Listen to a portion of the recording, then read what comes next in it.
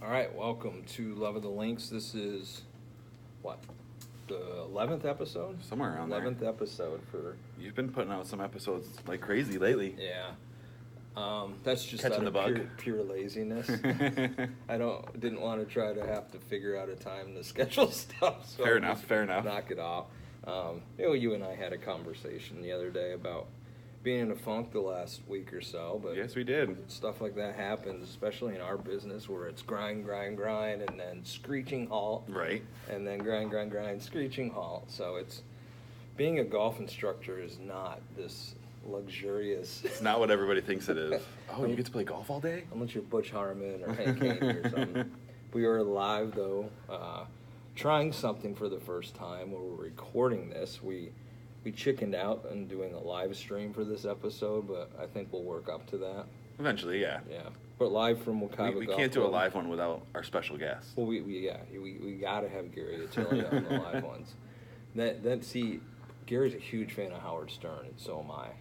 So that's what I envision when I think about radio. That's what I was shows. going to say when you mentioned like filming it and doing live stuff. I was going to Yeah. say it's kind of like Howard Stern, or like for me it's more like watching, let's say, back in the ESPN. Golic or Yeah. something like that. Yeah. So we chickened out, like I said, for the live stream from our Facebook page, but we're going to record this and see how it goes, and then build out a YouTube page, and eventually work into doing some live streams. And I built over the weekend. I did a new logo that was more user friendly for merchandising, and we opened up a shop. Saw so that. you can get gear. We got to get our gear. Yeah, I was thinking I'll probably pick up a hat. Yeah, I'm gonna grab a hat and I'm a hat guy. probably a T-shirt or something myself, and maybe eventually one day we'll get a nice studio setting. That'd be pretty cool. Although I like this setting here, we're gonna work with the camera for next time. Right. I'd love to get the view of the putting green in the back. I don't know if you can quite see it with the angle we have the Pretty cool. camera now, but yeah, we could. Upstairs at Wekiva, a lot of people that may be familiar with Wekiva may not even know that this Exists. beautiful room upstairs exists. It doesn't get a lot of use, but that's where we're coming to from today. So let's get to it. Love of the Links week of March 4th. Big week in Orlando with the Arnold Palmer Invitational. You planning to go down at all? Yeah, I'm hoping to get down at least on Thursday. That's probably my best day to get down there. Mm-hmm. I kind of forgot that it was sneaking up on us already because of the change in the schedule this year. I was mentioning it yesterday to some parents that I was talking to. I was like, wait, isn't Innisbrook normally first? And I was like, oh, that's right. We changed it this year. Yeah, it goes. They were down at the Honda, which we'll cover that excitement from this weekend. Up to here, Orlando, Bay Hill. Next week is Valspar over in Innisbrook, or is it TPC? I want to say next It's week. TPC. Yeah. TPC next week, then Innisbrook, then I think in Texas, might be the match play in Texas, I think, and then Augusta. But the Florida swing's always exciting. I'll be honest, I was talking to one of the dads yesterday of our student, Noah's dad, Wayne, and Augusta's kind of ruined it. I guess I'm a snob because Augusta's ruined it for me to really go any other go tournaments. to any other tournament.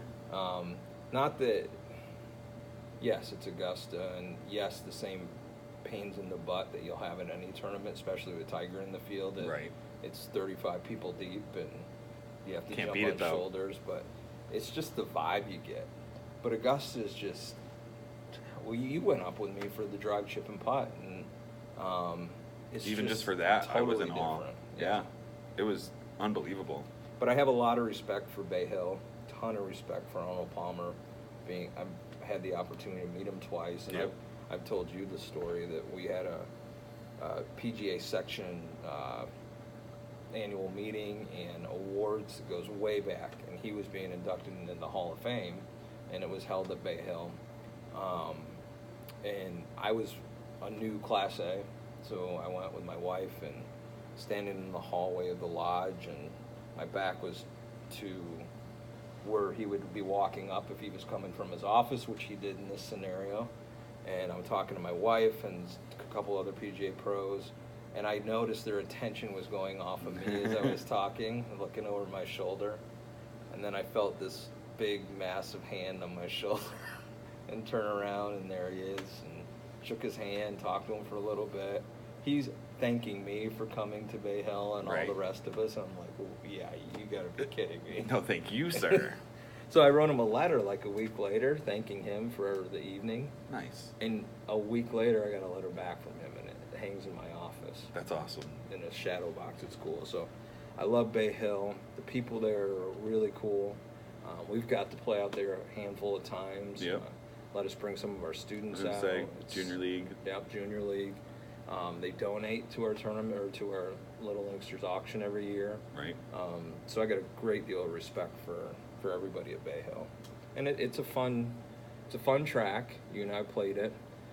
It's a really cool atmosphere for the tournament. We're doing a walk tomorrow. I know you got to work, but I'm doing a charity walk over there with Brenton, one of our Little Inksters kiddos, and she's always doing something for Arnold Palmer. Yeah, she's always doing some sort of fundraising for them. You know, and isn't it cool that a kid her age, what is she, 12? Her getting wrapped up in this aura about him and the message that he tried to get out, and she's just a cool kid that does all the stuff that he kind of lived. Right. You know. And she loves to do it. She's not just doing it for the accolades. She loves to do it. Mm-hmm. And that's the best part. Yeah. So yeah, that's this week. But let's recap what happened over the weekend. A lot of excitement, man. Not just on the PGA Tour, but on the Champions Tour. But we'll start with the PGA Tour. That was some exciting finish, huh? That was an insane finish. I mean, obviously, if you don't know, Keith Mitchell won. But there were some big names up there that he had to contend with. Mm-hmm. Brooks Koepka, Ricky, and then the old guy, Vijay Singh, was up there for a while too. 56 years old, had the opportunity to be the oldest winner on the PGA Tour. Previous, Sam Snead, 52, was the record. I thought Davis Love had won the Greenbrier a couple years back, but he might have been 50 or 51. Right, yep. Then, of course, the ultimate could have happened a couple years ago where Stuart Sink stole it from Tom Watson at the British Open. Right. But Watson was, 62? I think so. You know, that would have been the ultimate. That was like it's like somebody beamed you and took you into time, into the past. Right. And boom, Tom Watson with a chance to win. But VJ was right there, and you know, when I saw VJ right there with a stroke back going into Sunday, I said he would fade. And he came out of the gate. I think he bogeyed the second hole, but made a or maybe it was the first hole, but made a birdie on 5 or 6, and he kind of stuck it out there, and he was right there at the end, but a lot of drama at the end. Right. It was unbelievable. Who was it that was already in the clubhouse? Koepka. Brooks Koepka was in the clubhouse at 8. Koepka was in the clubhouse at 8. Mm-hmm. Ricky joined him in the clubhouse at 8. And then Mitchell was still out on the course and had a chance to take it home himself. And boy, did he really take that chance. I mean, a rookie, first win. Was he a rookie? I don't know if he's a rookie. I don't think he's a rookie, first win. But it's his first win. He's had, I want to say, about, 40 starts? 40 starts, yeah. He stuffs it on 15. Over the water, just makes it over the water and sticks it nice and close. And then his shot on 18, the pressure's on. He knows what everybody's in the clubhouse. He knows if he birdies this hole that he's taking it home. And he hits a wedge into, 20 feet? Mm-hmm. And then the putt was just magnificent. You see a lot of guys kind of, especially with that pressure, just getting enough speed to get it to the hole. Well, he put this birdie putt in the hole at perfect pace, dead center. In the typical storyline and something like that, a guy that's never won, he'd cozy it up, make his par, go into a playoff with Koepka and Fowler, and try to win it there. Those two guys would win. Right. But he was like, no, sir, not today. It was unbelievable. And how about Ricky's down the stretch? Ricky, yeah, I mean, his putt on 17. Mm-hmm. And then he got up and down out of the bunker on 18 for birdie. And posted 8. It was definitely an exciting last, let's say, 4 holes for a lot of the last few groups.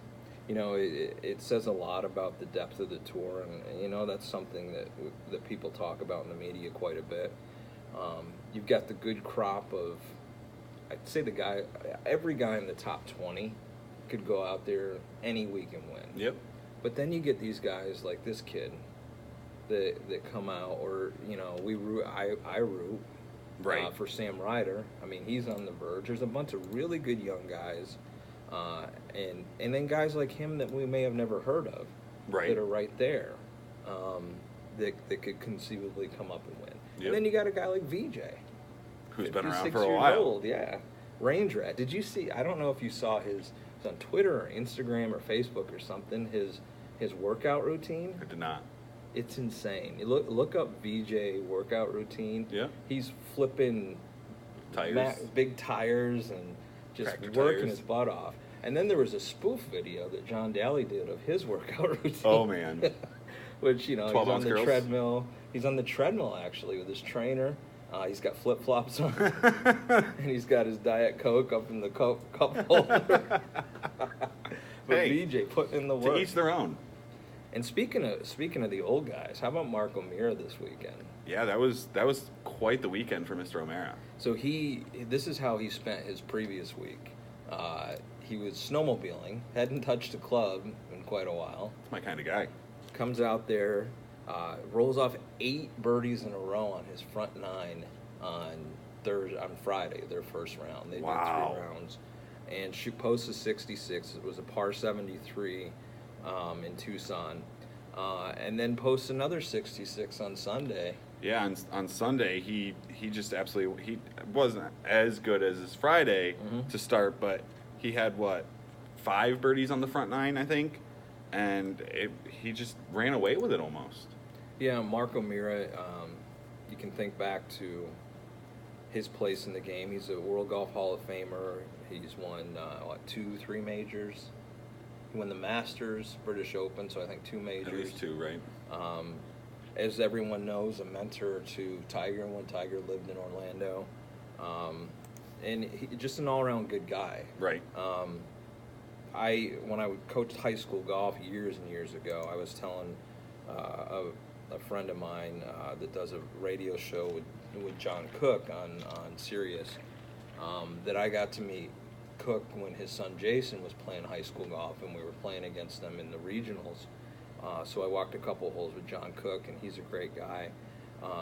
Well, Mark's son, Sean, he also played during this period of time I was coaching, and I got the same chance to, and these guys will never remember it, but, Right. you know, walk a couple holes with them and chat with them, and they're just really good down-to-earth people, and Right. you can tell that by seeing these guys, but have you been to a Champions Tour event? I have not. It's just such a cool vibe, the way the Champions Tour sets everything up, and it's a little bit more intimate than you get on the PGA Tour. Obviously, it's designed more that way, but these guys can flat out play.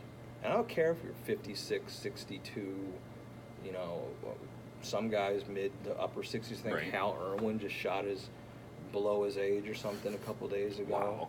I mean, and these guys can still play, and they're not putting them out at 6,000 yards either. Right. They're still playing 6,900 yards. It's just insane. And the scores these guys shoot, I mean, Look, O'Meara had 266s. yeah, and it's a par 73. So what is he, 20, I can't remember what he was, 21 under or something like that. So that's 17 under. So that's pretty impressive for an old guy. LPGA, that was the HSBC Championship over in Singapore. My big takeaway from that was I'm a huge Michelle Wie fan. I follow her on Instagram. There's many reasons why I follow her, but I am a fan of her golf, though, too.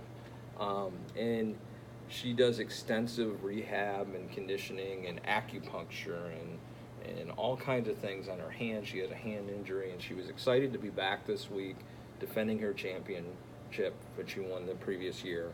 And she had to unfortunately pull out in the second round, re-aggravated the hand. I was reading something online, actually a statement she put on Instagram, where fortunately it wasn't what she had surgery on. It was just she aggravated something that was else. Right, kind of that muscle was protecting what she had surgery on. And it was more nerve pain this time, from what I understand. But she's indefinite now. No telling what her plans going forward are going to be. But that just sucks, man, because we see it a lot on the tour. Injuries that people have, whether it's Tiger being the most obvious one, but there's a lot of guys. Freddie has a history of back issues. 2 years ago, Dustin Johnson slipping on the stairs. Yeah, slipping, pushed, whatever, down the stairs. And it's, golf isn't a contact sport, but there's a lot of movements that the body takes that aren't necessarily natural movements. And, exactly. I mean, especially with how, let's go back to Tiger, with how violently he used to swing at the ball.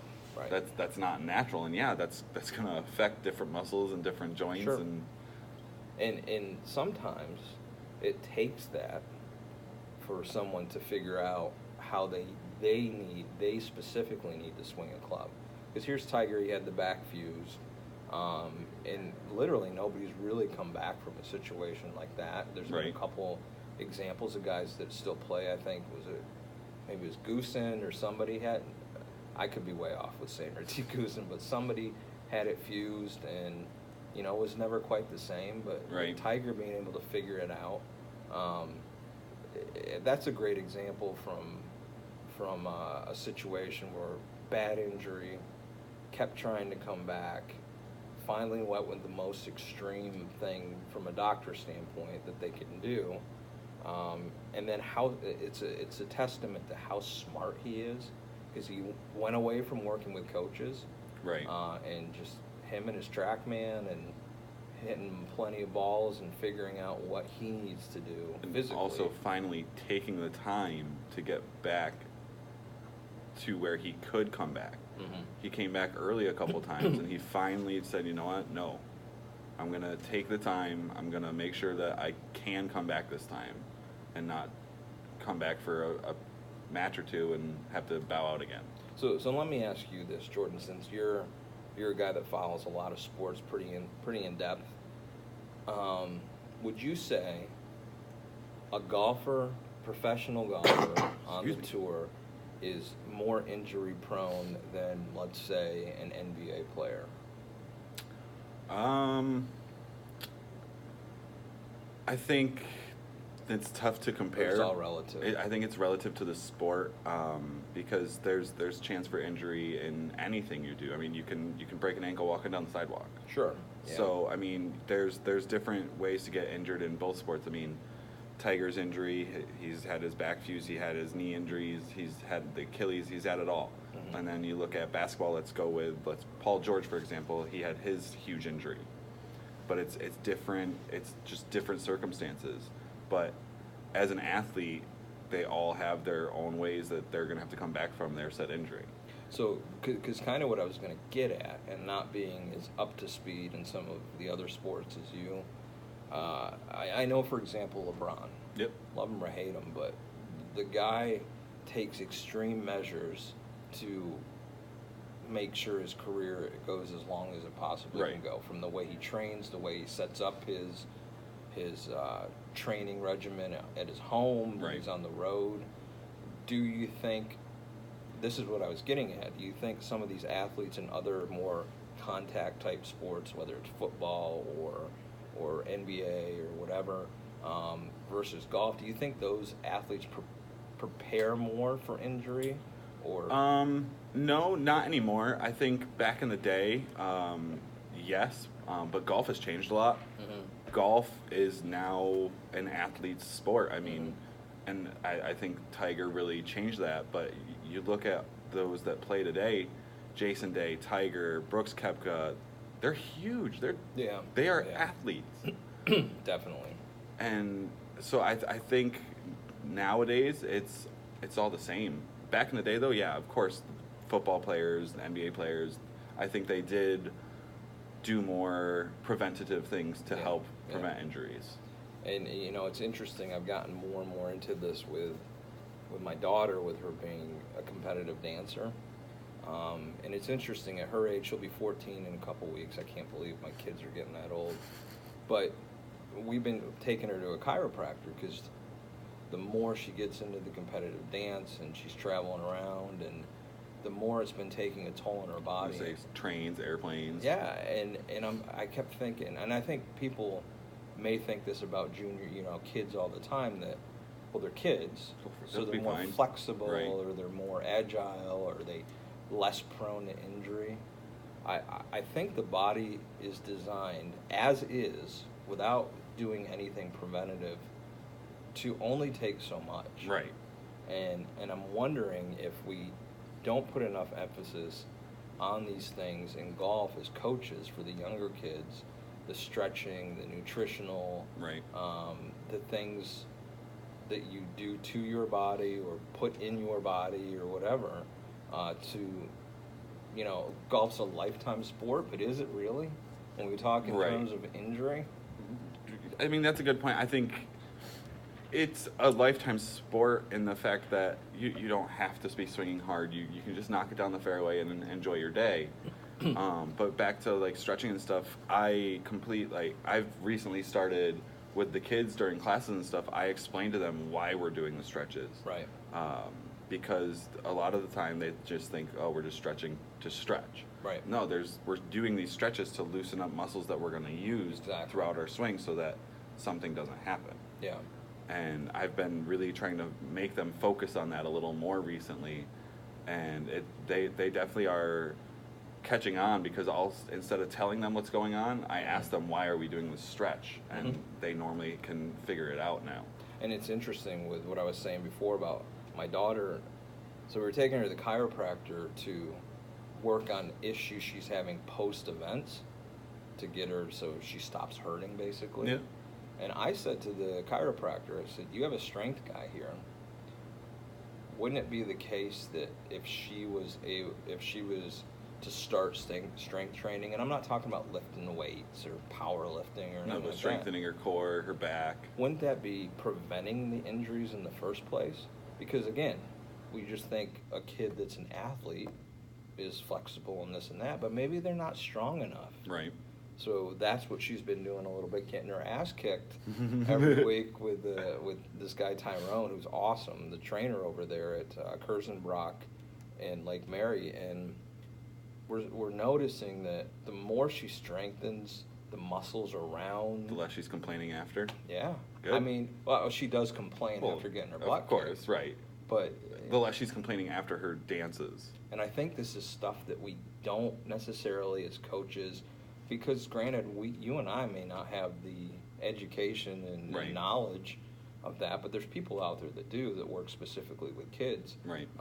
If these kids want to continue to compete and maybe take it to another level, I think that's just as important as putting the practice time hitting golf balls or working on your short game.